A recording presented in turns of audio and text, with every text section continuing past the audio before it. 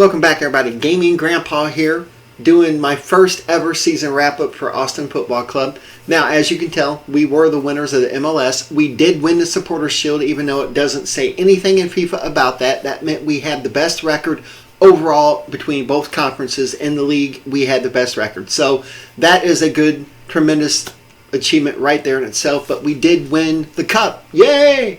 All right, now we're going to jump into what I'm going to be doing every season at the end of the wrap-up. I wish it was more like Football Manager where I could show you the goal of the season and all this other shit, but it doesn't do that in FIFA. It doesn't keep track of that stuff. Luckily, I'm able to keep track of it myself through the player stats and team stats and everything else. So, if you notice, Belotti's name is on here a hell of a lot. That's because he just was amazing. He had the most goals on the team with 22. Now, once again, the playoffs count as league games for stats. I said that a few times, but he finished third, so he missed the golden boot by 3 goals. But you know what? Still, 22 goals in 35-game season is not that bad. He also had the most assists. He was first overall in the league with 15, so I could see the offers coming in already for him. Now, I don't know if I'm going to take them or accept them. I'm going to have a really long talk with him and tell him that, hey, you just moved here. You know, I'm sure your family loves it here. Your kids are in school here. Who doesn't want to live in America, right? So, you know, but once again, if the top teams come a-calling, there's not much I'm going to be able to do. Now, the most clean sheets for the team was Vaklik with 7. Most of them were simmed. Now, he was like 11th place overall. He really had no chance of winning goalkeeper of the season, even though the top goalkeeper only had 13, so he really wasn't that bad, that far away.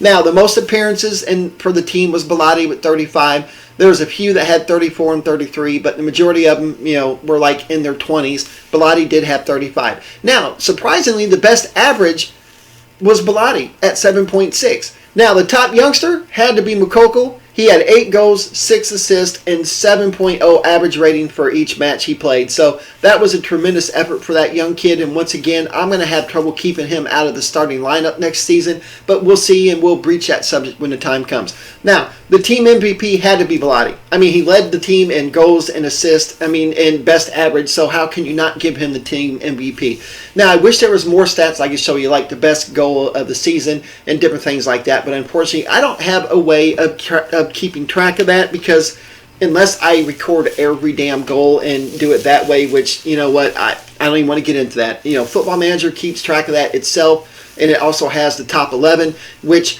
I'm not going to do that this season. Next season, I'm going to have the top 11, and, I'll have the all-time top 11. But since it's our first season, the top 11 had to be my starting lineup. So there's no point in doing that this season. So I'll wait until we start having more turnover, and then next season I can do that. Now, I don't know how many seasons I'm going to play with FC Austin or Austin FC.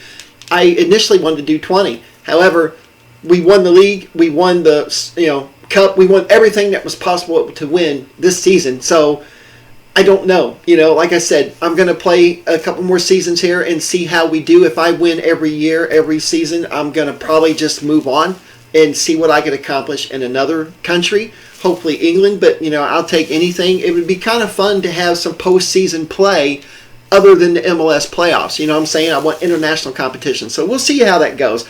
But anyhow, I wanted to show you a couple more. There we go. Yay, it's connecting. Okay. The team of the tournament was announced. Now, what they mean is the team of the league.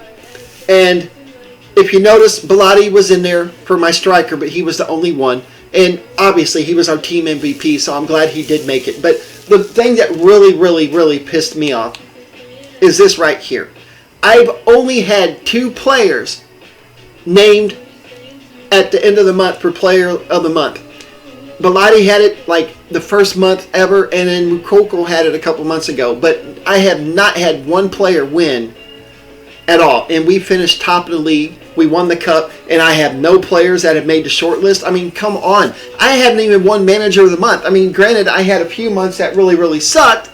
But at the same time, it's like, come on, man. I mean, how can I not win Manager of the Month when I've done all these things? So maybe I'll win Manager of the Year, but I doubt it because I don't think FIFA has that. But, once again, I'll go ahead and promote myself and say, yeah, I won Manager of the Year.